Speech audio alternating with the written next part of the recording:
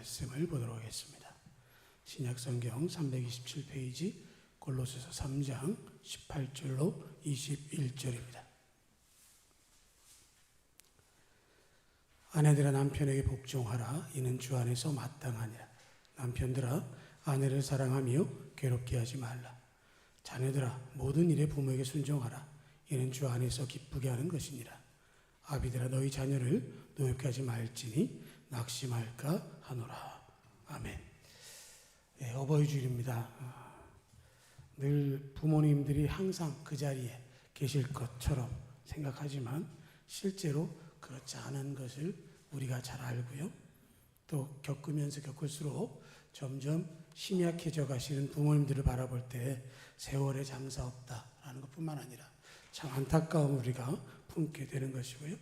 우리가 어버이 주일을 생각하면 늘 떠올릴 수 있는 것은 부모님이 계신 분보다 부모님이 안 계신 분이 훨씬 더 많다라는 것을 느끼게 되고요. 부모 공경의 설교를 들어가기보다는 부모 공경을 받아야 할 사람들이 훨씬 더 많다라는 것도 우리가 알 수 있습니다.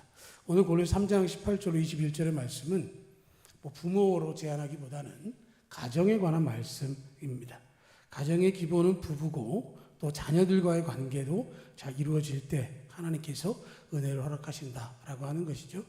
그래서 칼빈은 이러한 상황에 대해서 이 말씀은 하나님께서 우리에게 각자 맡겨주신 멍에다라고 이야기를 했습니다.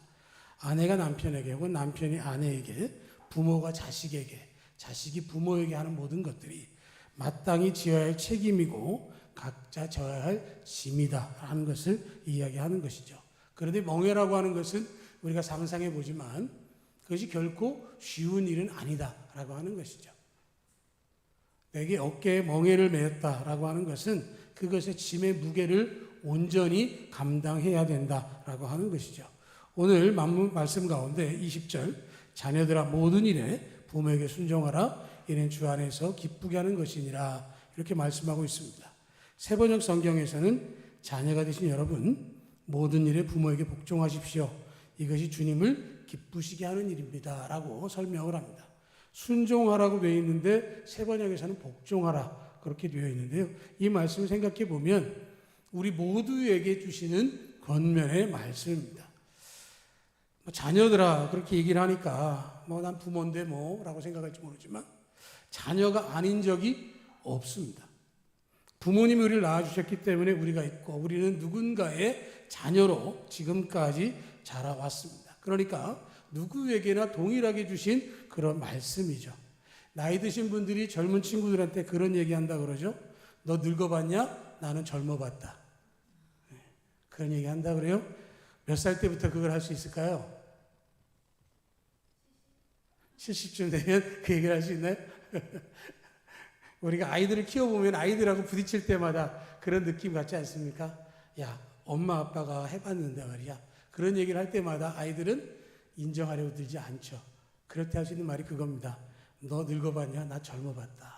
나 네 시대를 지나봤다. 라고 얘기를 할 수 있는 것이죠.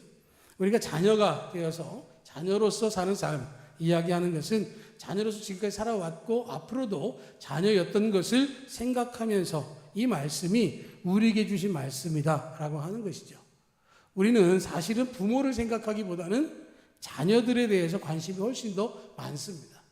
내리사랑이라고 그래가지고 부모에 대해서는 당연시하고 그럴 수 있어 라고 생각하고 때로는 내가 못하는 것에 대해서 다 아실 거야 라고 하는 것으로 치부합니다.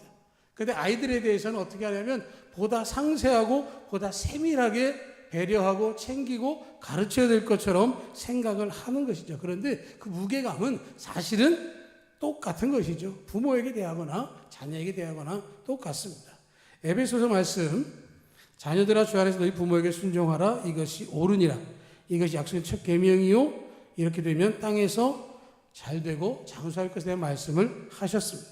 약속에 있는 첫 계명 10계명 중에서 하나님과 관계된 계명을 제외한 나머지 6계명 가운데 첫 번째 내 부모를 공경하라 하는 말씀이 바로 첫 계명이다 라고 하는 것이죠. 살인하지 말아라, 간음하지 말아라, 도둑질하지 말아라, 거짓말하지 마라, 탐내지 마라 하는 말씀도 있지만 정말로 중요한 이야기는 부모를 공경하라라고 하는 것이죠. 우리가 부모님을 잘 공경하고 있는지 한번 짚어보는 것입니다. 부모님에 대해서 공경하는 만큼 자녀들도 나한테 어떻게 하느냐를 생각해 볼 수 있는 것이죠. 내가 부모님에게 자식된 도리를 어떻게 하고 있느냐를 비추어 보면 우리 아이들이 나를 보고 그것을 행할 수 있게 되어지는 것이고, 첫 계명이라는 말씀은 그만큼 중요하고 선제적인 의미를 가지고 있는 것이죠. 자녀들에 대해서 신경 쓰지만 부모에게 최선을 다하면 자녀들은 자연히 그 모습을 보고 배우게 되는 것이죠. 우리는 고려장에 대한 동화를 압니다.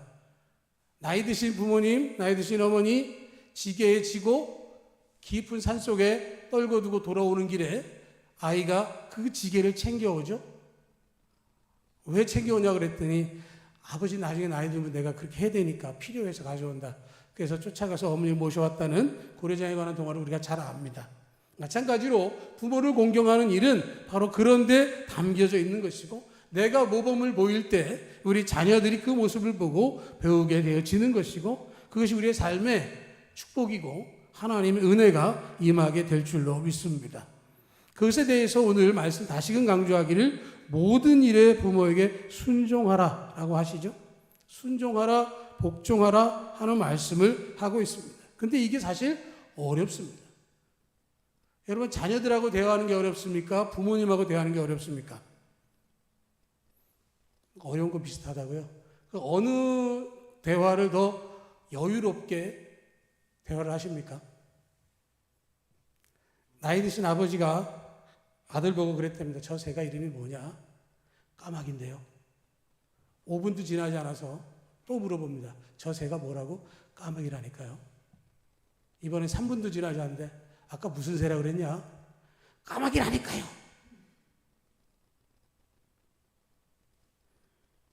소리를 질렀는데도 불구하고 뭐라고? 까마귀라니까요. 소리를 빽 질렀습니다.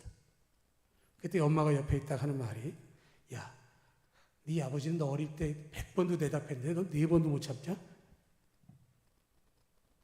우리가 보면 그것을 굉장히 잘 할 수 있을 것 같고 머릿속으로는 되지만 그게 되지 않는 그런 사실들을 우리가 발견할 수 있는 것이죠. 부모님들이 연세가 들어가면 갈수록 점점 더 시대에 뒤떨어지는 것 같고 자녀들은 더 똑똑해지는 것 같습니다. 지금은 좀 바뀌었겠죠. 저희 중학교 때는 정신적 이유기니 사춘기니 이런 얘기하면서 아버지가 존경받지 못하는 시기를 중학교 1학년, 중학교 2학년쯤 되면 부모님에 대한 존경심이 극도로 떨어진다 그래요. 그 시기가 되어지면 자기의 지식은 계속 늘어나는 것 같은데 부모님은 한계가 있고 자꾸 떨어지는 것 같으니까 존경하던 부모님이 아니라 무식하고 답답한 그런 부모님으로 치부되기 시작한다. 그렇게 제가 배웠어요. 그게 벌써 50년 가까운 전이죠. 지금 세대 모르겠어요. 그런데 그 시기적인 건 좀 차이가 있을지 모르지만 부모에 대한 관심도와 부모에 대한 존경심이 어느 순간 전환되는 때가 있는 것은 분명한 것 같아요. 그런데 성경은 뭐라고 얘기를 하냐면 모든 일에 부모에게 순종하라라는 말씀을 하고 있습니다. 부모님의 뜻과 생각, 나와 같지 않을 수 있지만 때로는 그 부모님의 말씀에 대해서 이해하고 받아들여야 될 것에 대해서 말씀을 하고 있는 것이죠. 부모님께서는 비록 그 일에 대해서 명확하지 못하더라도 그것을 원하는 대로 자녀들이 해주면 그것을 기뻐하고 또 그것 때문에 행복하게 느끼게 되어지는 것이죠. 누가복음 15장에 탕자의 비유가 있습니다. 많은 사람들은 탕자가 집을 떠난 사람만 생각하지만 학자들은 둘 다 탕자였다라고 이야기를 합니다. 하나는 아버지를 떠나서 먼 나라로 가서 자기에게 분배된 재산을 허랑방탕하게 써버린 아들이고, 또 하나는 집안에 있지만 아버지의 마음에 들지 않았던, 아버지를 마음에 들어하지 않았던 맏아들에 대해서 탕자였다고 이야기를 합니다. 둘째가 행한 것에 대해서 너무 명확하기 때문에 사람들이 그러려니 하는 것이죠. 그런데 맏아들은 거기 보면 그렇게 이야기를 하죠. 내가 언제 아버지의 마음을 상하게 하며 농사를 멈춘 적이 있고 내가 내 친구들을 위해서 잔치를 벌인다고 아버지의 것으로 잔치를 해본 적이 있습니까? 라고 불만을 표하면서 아버지의 것을 먼 나라로 다 저렇게 써버린 저 녀석을 맞아들인 것은 나는 용서할 수 없습니다. 라고 이야기를 합니다. 그 앞서서 학자들은 뭐라고 이야기를 하냐면 그 맏아들의 마음속에는 집을 떠난 둘째에 대한 원망뿐만 아니라 그 집을 떠난 아들을 잊지 못하고 늘 문을 열어두고 동구 밖에 나가서 기다리는 아버지를 이해할 수 없어 했던 그 모습이 탕자의 모습이었다라고 하는 것이죠. 정말로 아버지의 뜻을 알았다고 한다면, 그 마음을 헤아렸다고 한다면 아버지에게 가서 아버지, 제가 일이 바쁘지만 시간을 내서 한번 동생에게 찾아가 보겠습니다. 어디서 뭘 하고 있는지, 어떻게 살고 있는지 한번 알아보고 돌아와서 말씀드리겠습니다. 아니면 그 녀석 엉망으로 살고 있으면 집으로 데리고 오겠습니다 라고 해야 된다는 거죠. 그런데 그 아들은 그렇게 하지 않았습니다. 아버지가 그러는 것도 마음에 들지 않았고 재산을 처분한 아들을 기다리는 것에 대해서 때로는 투덜거림도 있었을 것이다 라고 하는 것이죠. 아버지를 향해서 그 마음 가운데에서 동의되지 않는, 헤아리거나 순종하지 않는 것은 탕자와도 같았다라는 얘기를 하면서 부모에게 순종할 것에 대한 이야기를 합니다. 이동원 목사님이 미국의 집회를 인도하러 가서 식사 대접을 받았답니다. 플로리다 해변에 있는 아주 근사한 식당에서 대접을 받았는데 그 목사님께서 식당의 주인을 소개하면서 섬기는 교회의 아주 모범적인 집사님 가정입니다. 그렇게 이야기하더라는데, 그러면서 그 식당에 관한 얘기를 하는데 아버지를 일찍 여의고 엄마와 함께 플로리다에 와서 작은 식당을 오픈했는데 정성껏 그 손님을 접대하다 보니까 좋은 소문이 나서 식당을 크게 확장하게 되었다는 거죠. 그래서 엄마와 함께 식당을 준비하고 확장해서 개업을 앞뒀는데 개업을 앞두기 며칠 전에 어머니가 세상을 떠났다는 거죠. 그런데 세상을 떠난 어머니가 두 개의 유언을 남겼다는 거예요. 하나는 식당을 잘 경영했으면 좋겠다. 그런데 사업보다는 인생의 주인이신 하나님을 더 귀히 여기는 믿음으로 살아라 하는 유언과, 또 하나는 이번에 오픈하는 식당에서는 술을 팔지 않았으면 좋겠다 라고 하는 것을 유언으로 남겼다는 것이죠.